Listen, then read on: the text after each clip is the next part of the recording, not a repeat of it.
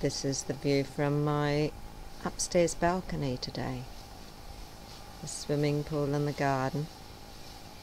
And just over there, there's workers putting in the doors on the pump room. And over here is the ladies harvesting rice. And in the distance,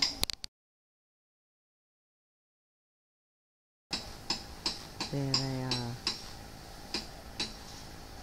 Here's the ladies. They chit-chatter with each other. They thump the rice.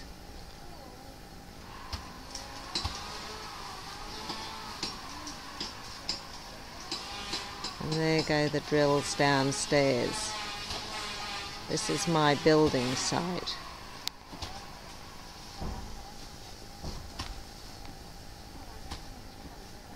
Still, there's pleasures to be had even in a building site.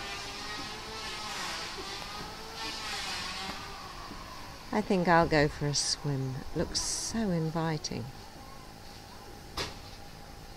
Soon I'll have to be leaving and some other lucky person will get a chance to stay here. Not quite sure who that is yet, but lucky like me.